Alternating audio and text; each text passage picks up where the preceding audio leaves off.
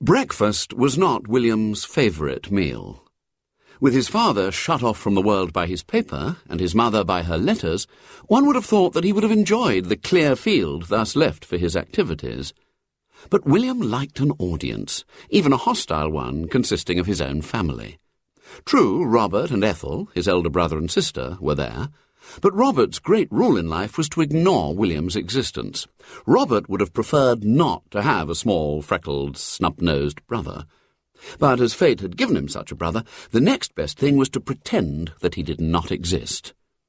On the whole, William preferred to leave Robert alone, and Ethel was awful at breakfast, quite capable of summoning the head of the family from behind his Daily Telegraph when William essayed a little gentle teasing. This morning, William, surveying his family in silence, in the intervals of making a very hearty meal, came to the conclusion, not for the first time, that they were hardly worthy of him.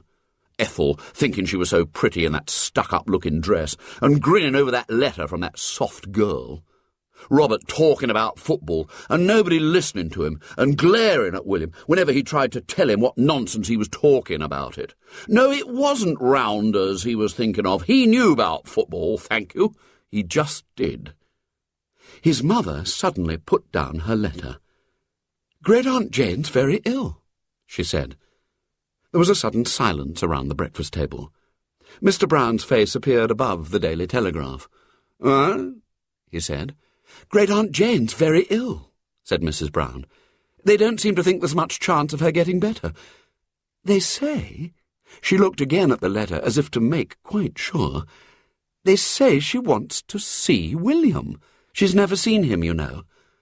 There was a gasp of surprise. Robert voiced the general sentiment. "Good Lord, fancy anyone wanting to see William. When they're dying, too," said Ethel in equal horror. "One would think they'd like to die in peace." "It hardly seems fair," went on Robert, "to show William to anyone who's not strong." William glared from one to the other. "Children, children," murmured Mrs. Brown. "How," said Mr. Brown, "how are you going to get William over to Ireland?" "Well, I suppose that someone must take him." "Good Lord, who?" "Yes, who?" echoed the rest of the family. "I can't possibly leave the office for the next few weeks." "And I simply couldn't face the crossing alone, much less with William," said Ethel. "I've got my finals coming off next year," said Robert. "I don't want to waste any time. I'm working rather hard, these vacs." "No one would have noticed it," said his father. "I can go alone, thank you," said William with icy dignity. In the end, William and Mrs. Brown crossed to Ireland together. A gale rose, and Mrs. Brown, pale and distraught, sat huddled up on deck. William hovered round sympathetically.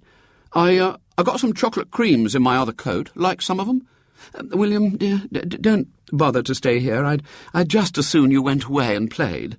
"Oh, no," said William nobly. "I wouldn't leave you feeling bad." The boat gave a lurching heave. Mrs. Brown groaned. "Are you going to be sick, Mother?" said William with interest. I don't know. Wouldn't you like to go over to the other side for a change?" William wandered away. Soon he returned, holding in his hands 2 doughnuts, masses of yellowy, greasy-looking dough, bearing the impress of William's grimy fingers. "I've got us 1 each," said William cheerfully. "You must be awful hungry, Mother." Mrs. Brown gave one glance and turned towards the sea. In Great-aunt Jane's drawing-room were assembled Uncle John and Aunt Lucy and Cousin Francis. Francis was about the same age as William, but inordinately fat and clad in white. He had fair curls and was the apple of his parents' eyes. They had heard of William, but none of them had seen him. There was a murmur of excitement as the sound of the taxi was heard, and then William and his mother entered. Mrs. Brown was still pale from the crossing. William followed her, scowling defiantly at the world in general. "Oh, if you have any brandy," said Mrs. Brown faintly. "Brandy?" said William cheerfully. "I never thought of that. Have a good drink of it, Mother, and then try and have a go at the chocolates." Mrs. Brown shivered slightly and sipped the brandy. "This, William," said Aunt Lucy, "is your Cousin Francis." Cousin Francis put out his tongue at William and said, "Freckles." "How do you do?" said William loudly, and added sotto voce, "Fatty." Thus was war declared. Mrs. Brown was feeling a little better. "How is Great-Aunt Jane?" she said. "Sinking," said Uncle John in a sepulchral voice. "Sinking fast, sinking fast." William's expression grew animated. "Where is she?" he said. "Is she out in the sea?" "Little boys," said Uncle John, still gloomily, "should be seen and not heard." At this point the nurse entered. "She can see the little boy now," she said, "if he's come." "Let the dear children go together," suggested Aunt Lucy. William and Francis went upstairs behind the nurse. The bedroom was large and dim. At the far end lay Great-Aunt Jane, propped up in a high old-fashioned bed. The nurse took them across. "I only wanted to see William," said Great-Aunt Jane feebly. "The other need not have come. So, this is Margaret's youngest, is it? I've seen the others, Robert and Ethel, but I hadn't seen this one. I didn't want to die without seeing all my family. He's not as beautiful as Francis, but he's less fat. Do you trail clouds of glory, William? Francis trails clouds of glory." "Clouds of fat, more like," said William, who was beginning to be bored by the whole affair. Great-Aunt Jane closed her eyes. "I'm going to rest a little," she said. "You can stay here and get me anything I want while Nurse goes to have her tea." The nurse went. Great-Aunt Jane fell asleep. William and Francis were left alone in the dim bedroom, sitting on chairs, one on each side of the big bed. The silence grew oppressive. William fidgeted, then opened hostilities. "Hello, Fatty," he whispered over Great-Aunt Jane's recumbent form. Francis searched in his mind for a suitable term of opprobrium. Failing to find anything more original, he hissed once again, "Freckles!" "Softy," returned William. This was warfare after his own heart. "If I got hold of you, I could throw you out of the window." "You couldn't. You'd just roll about. You couldn't throw anything." "I could bash your old freckled face in," whispered Francis. "Come on, then. Have a try. Come on yourself." Worked up to fighting pitch, they stole round the corners of the bed to the open space at the foot. Then they hurled themselves upon each other. They fought with fierce satisfaction, tearing at each other's hair, punching each other's heads, squirming and rolling on the floor. Suddenly, they became aware of a spectator. Great-Aunt Jane was sitting up in bed, her cheeks flushed, her eyes bright. "Go it, William," she said. "Go it! Get one in on his nose. That's right, Fatty, well fended. Go on, William. Another. No biting, Fatty. Go. Oh, dear." There were footsteps on the stairs. "Quick!" said Great-Aunt Jane. They darted to their seats, smoothing their hair as they went. The nurse entered. Great-Aunt Jane opened her eyes. "Oh, I feel so much better. Oh, ever so much better." "You look better," said the nurse. "I hope the children were good." "Good as gold," said Great-Aunt Jane, with the ghost of a wink at William. Downstairs, Uncle John was standing gloomy as ever by the fireplace. "How is she?" he said as the boys came downstairs. "I think she's rising a bit," said William. "Now, what did you say he did this morning?" said Great-Aunt Jane to the nurse. "Well, he got up early and found a mouse in the mouse-trap. He put it into a cardboard box and almost covered the creature with cheese and made holes in the lid and put it into his pocket. He wanted to keep it. Then the thing gnawed its way out at breakfast and stampeded the whole table. It ran over Francis and he yelled, and his father nearly fainted. William was much annoyed. He said he'd meant to teach it tricks.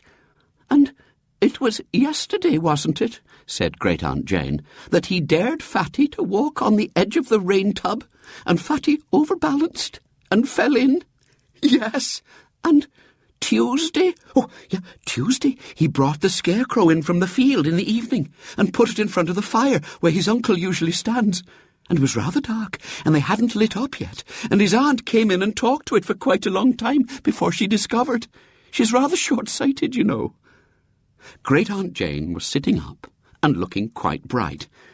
You might send him up now, if he's in, nurse, will you? On her way down, the nurse met Uncle John. "How long is this young ruffian going to be here?" he said furiously. "He sent my nerves to pieces already. What his effect on that poor sufferer must be, I don't know." "Well, he seems to be strengthening hers," said the nurse. "She's just sent for him." "That means a few minutes' peace for the rest of the house at any rate," he said. "Good afternoon, William," said Great-aunt Jane. "Are you enjoying your visit?" "Well," said William, striving to temper truth with politeness, "I wouldn't mind going home now. I've had enough." He sat down on her bed and became confidential. "We've been here for weeks and weeks." 4 days, amended Great-aunt Jane. "Well, 4 days then," said William, "and there's nothing left to do, and they make a fuss if I make a noise, and I've got a lizard in a box at home, and I'm trying to teach it tricks, and it'll have forgot me if I stay here much longer. It was just getting to know me. I could tell by its eyes. And they might forget to feed it or anything. And there's nothing to do here. And Mother's not been well since the sea made her sick, and I keep saying, why wait till she's all right to go back, case the sea makes her sick again? Better go back while she's feeling bad and get it all over again, without the fuss of getting all right and then getting bad again. And I keep saying, why are we stopping here and stopping here and stopping here? And everyone's saying shush when you make a noise or sing or anything. I say, why? Great-aunt Jane's sunken lips were quivering, her eyes twinkling. And why are you stopping and stopping and stopping? Well, she says, 'cause you're not out of danger, and we must stop till we know which way it is. Well, he waxed still more confidential, what I say is, surely you know which way you're going to be. Can't you tell us? Then if you're going to get better, we'll go. And if you're not... Yes? What then? Said Great-aunt Jane. Then we'll go too. You don't want me hanging round when you're dying. I'd like us not make a noise or something and disturb you. And that lizard might have got out if I go waiting here much more, like what that mouse did. Great-aunt Jane drew a deep breath of utter content. You're too priceless to be true, William, she said. Can't you tell me which way? Said William ingratiatingly. Yes, said Great-aunt Jane. I'm going to get better. Oh, crumbs, he said joyfully. Can I go and tell Mother to pack?